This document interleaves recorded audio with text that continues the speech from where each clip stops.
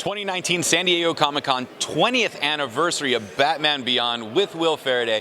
My friend Jody would kill me if I did not say hello from her to you, so I'm saying hello on Jody's behalf. Hi Jody, how are you? It's Will Friedle, nice to meet you. Hope everything's going well. Yeah.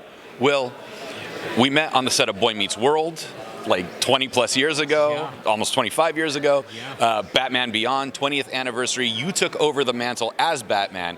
You end up, we find out, because if it's been 15 years, so it can't be a spoiler now, that you're Kevin Conroy's son and semi-clone. Well, Bruce Wayne, well, Terry is Bruce's son. I'm not actually Kevin's son.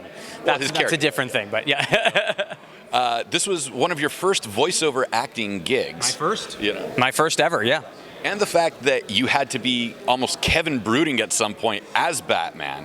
How do you pull off that? Because you're a very jovial, positive guy. Like when you played Nightwing, I was like, oh, that's perfect. That's who Will is. Yeah, it was certainly different to play the kind of angst-ridden teenager. It's not the role that I'm used to, certainly. So to be able to kind of put on that brooding mask was different for me, and a challenge that I loved every week. Every week we did it was kind of another, okay, yeah, really get to act this week, which I was happy about. And you had Andre Romano with the sword in your back just driving you forward, and the only way that she can. I mean, she's done Tiny Toons and Animaniacs and every other Batman iteration there has been. So what was it like working with Andre on a project like this, especially because she's so well known in the WB community? Well, I mean, you couldn't have asked for a better director, especially when you'd never done this before. So to have Andre Romano there, and you say sword in the back, it was more the gentle hand on the shoulder as she guides you along and gets the best performance out of you that you can. I mean, she's a legend. She's the best there is. So to go into my first ever animated series with Andrea directing,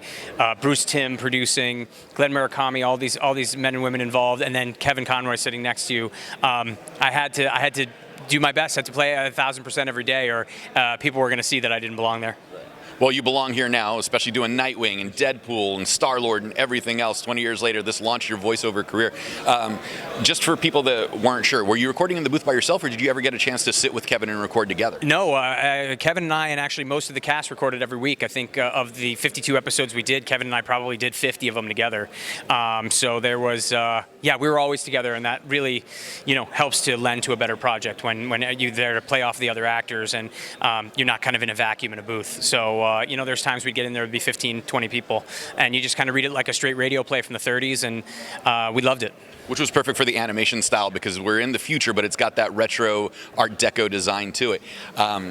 We want two things. Okay. A live-action Batman Beyond, all right, with you, of course, having a cameo in there at the very least, and a full-length Batman Beyond video that's coming out now, rather than the last one I think was the Return of the Joker? Yeah, Return of the Joker was last. Yeah, the live action film, everybody's been talking about that for 25 years. And the